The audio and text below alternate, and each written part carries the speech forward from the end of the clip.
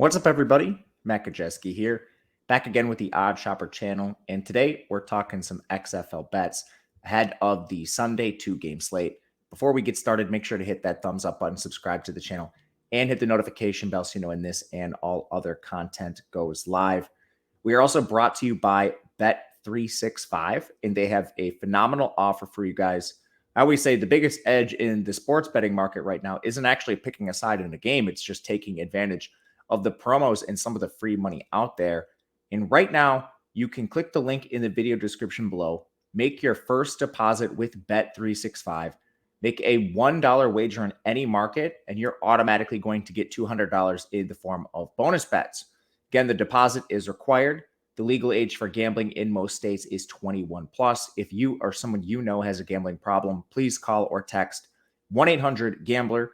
This is only available in New Jersey, Colorado, Ohio, and Virginia. All right. We move forward to the Sunday slate, and we've got a doubleheader on deck. First game, Houston Roughnecks taking on the San Antonio Brahmas. This should be an interesting game overall. The Brahmas are a team I've been trying to fade quite a bit recently, and that's going to be the case again here. The Roughnecks are -5.5 currently. The total is 40. I took this game at -4 in favor of the Roughnecks, and I think 5.5 is still pretty good here. Really, this comes down to quarterback play for me. The Brahmas have not been able to land a starter. It's unfortunate for them. They've dealt with a ton of injuries. Jack Cohn was their initial starter, and he's been bad. He'll actually be the guy I think starts this week. He's averaging 5 yards per attempt and completing just 56.7% of his passes. That's well below the league average. But some of their losses weren't his fault. He got hurt. They moved to Reed Sinnett, who briefly played, got hurt himself, had to go to Kurt Benkert, brought him back in off the street, immediately breaks 3 ribs. Rip Kurt Benkert, I am sorry.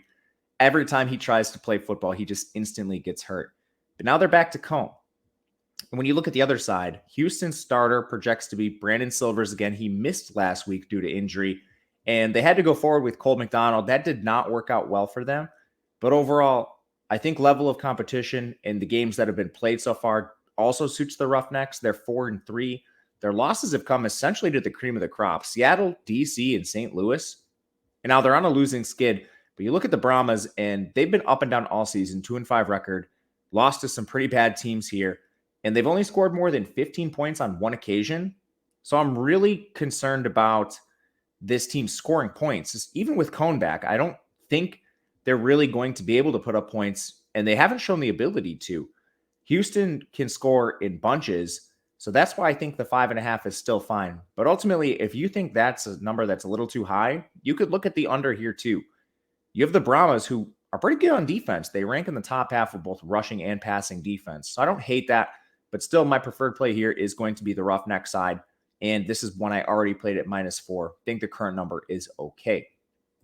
Before I move to the next game, we are also sponsored by Chalkboard. It's a new channel we've launched and a new app, one of the fastest growing messaging communities in the sports betting industry. It's free to download, and you're getting access to all our betting pros. They're in there making picks, Q&A during the Odd Shop show, free betting picks, free No House Advantage prize picks. It's all in there.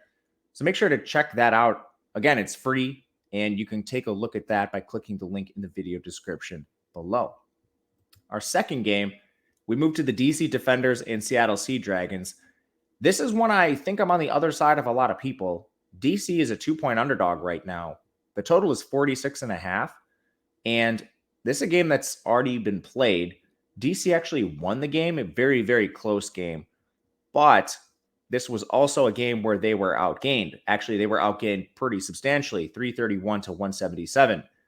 They were also outgained in yards per play, 4.4 to 3.3. So a lot of money's coming on Seattle, and that makes the current line -2. And the over-under in this game is 45.5. With that said, this game was played way back in week 1. And if I look at what these two teams were both doing in that time, DC was messing around with multiple quarterbacks, multiple running backs. They've since settled on Jordan Tiamu under center. He's actually played really well, got off to a rocky start. We know his rushing ability, but they've settled on 3 receivers led by Chris Blair and Lucky Jackson. Both have been awesome. No slight to him in there either. And Abram Smith is playing well ahead of Raekwon Armstead right now.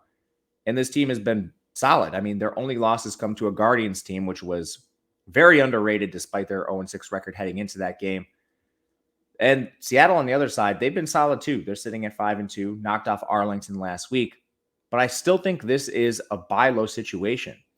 Both of these offenses are going to be working right against the weakness of the opposing defense.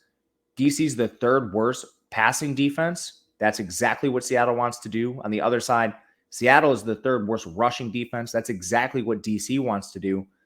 But when it comes down to it, I have more faith in the DC side and that three-prong rushing attack they're going to use. And I also like that Jordan Ta'amu has excelled as a quarterback recently through the air behind Chris Blair, Lucky Jackson, and Josh Hammond. So I'm going to be a little contrarian here and play the defenders +2. I would even play 1.5 here. I think this is a moment where we can buy low on the defenders after the slip up last week against Orlando. That'll do it for us today. Let me know in the comment section if you're with me, against me, what you think. If you like something in the total market, I would love to hear about it. You can also reach out on Twitter. I am at Matt_Gajewski. We'll be back again next week for XFL and USFL. So make sure to check that out. And until then, good luck. We'll see you guys later.